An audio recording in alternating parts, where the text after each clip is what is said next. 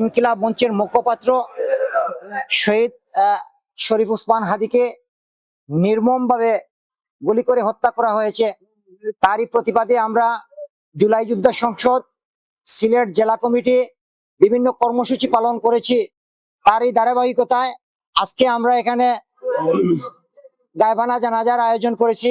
এখানে দলমত নির্বিশেষে সকল শ্রেণী এবং পেশার মানুষ এখানে অংশগ্রহণ করেছেন। আমি আপনাদের উদ্দেশ্যে যেটা বলতে চাই, আমরা জুলাই যোদ্ধা সংসদ আমাদের আরেকজন জুলাই যোদ্ধাকে হত্যার প্রতিবাদে আমরা সম্পূর্ণ শান্তিপূর্ণভাবে সকল কর্মসূচি পালন করে চলে আসছি। কিন্তু এইসব কর্মসূচি থেকে কখনো কোনো জায়গায় কোনো ভায়োলেন্স হয় নাই।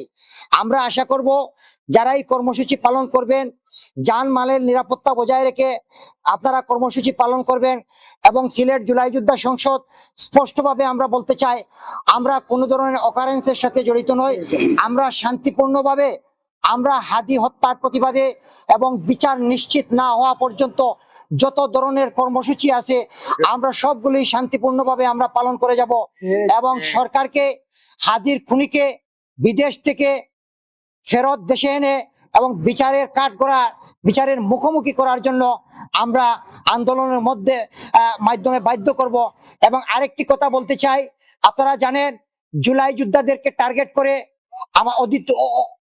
যারা এই বাংলাদেশকে চায় না, বাংলাদেশের মানচিত্রকে যারা চায় না, তারা এই জুলাই যোদ্ধাদেরকে টার্গেট করেছে। আমরা প্রশাসনের উদ্দেশ্যে বলতে চাই, আপনারা অবিলম্বে বাংলাদেশের সকল জুলাই যোদ্ধাদের নিরাপত্তা নিশ্চিত করুন, পাশাপাশি সকল নাগরিকের নিরাপত্তা নিশ্চিত করুন। এই জুলাই পরবর্তী সময়ে হাদির মতো একজন দেশপ্রেমিক সোচ্চার কণ্ঠস্বর এভাবে আমাদেরকে আমরা হারাবো, এটা আমরা বিশ্বাস করতে পারি না।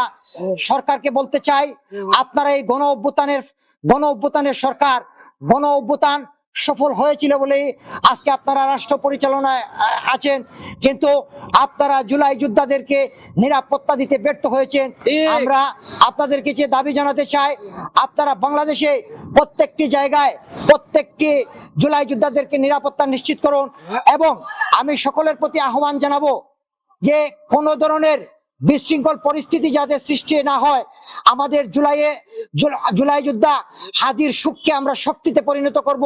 আমরা এমন কোনো কর্মকাণ্ডে জড়িত হব না যাতে এই সুখকে মানুষ অন্যভাবে বিবেচনা করে। আমরা বাংলাদেশকে একটি স্থিতিশীল রাষ্ট্র হিসাবে দেখতে চাই। আমরা দেখতে চাই আমাদের আকাঙ্ক্ষা ছিল, জুলাইয়ের কি আকাঙ্ক্ষা ছিল সেটা আমরা ধারণ করতে চাই। জুলাইয়ের আকাঙ্ক্ষা ছিল দীর্ঘদিন থেকে বাংলাদেশে একটি নির্বাচন হয়নি, বাংলাদেশের মানুষ একটি নির্বাচনের মাধ্যমে একটি স্থিতিশীল সরকার আমরা জুলাই যোদ্ধারা দেখতে চাই। বাংলাদেশে একটি স্থিতিশীল সরকার প্রতিষ্ঠিত হবে, এটাই আমাদের প্রত্যাশা।